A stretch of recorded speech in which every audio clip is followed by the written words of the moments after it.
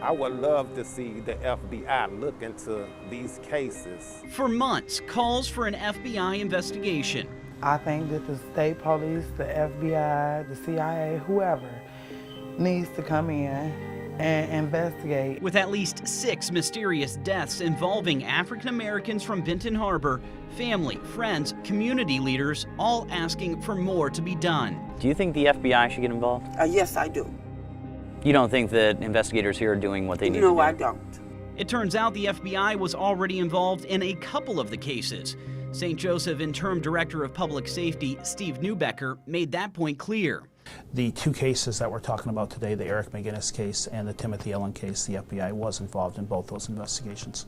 Police reports show the FBI assisted in the search for Timothy Bulldog Allen in 2011, and the Department of Justice reviewed the case of Eric McGinnis from 1991. The Eric McGinnis case, the task force was formed involving the agencies of the FBI, the state police, and all local jurisdictions. While it's not clear how any of these people ended up in the water, public officials from across the county all agree on one thing. Do you think the FBI should take a look at these cases? I don't think it'll fall in their purview. Do you think the FBI should come in here and take a look at all this? We don't have any problem with any outside agency coming in here, but I don't know if the FBI would take on something where there's no evidence. They got to understand that it was thoroughly investigated, reviewed by the prosecutor's office, and there was no signs of foul play. We wanted to speak with the prosecutor about it as well, so we reached out to prosecuting attorney Mike Sepik about these cases, and despite cooperation from every single local law enforcement agency, he refused to be a part of our story. But what we can tell you is every one of those cases goes to his office in the courthouse right here. He can then decide if the case is closed or if it's sent back for more investigating. The FBI was similarly quiet. Through our multiple inquiries, we received a short email saying in part, quote, "It's the policy of our office, actually the whole of the FBI, to neither confirm or deny the existence of an investigation." Just being a former detective, kind of have a saying, where there's smoke, there's fire.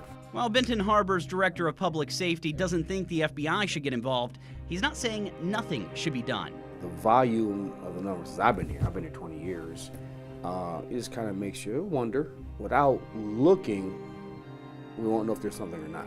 McGinnis says even some of the cases that were technically solved may warrant another look.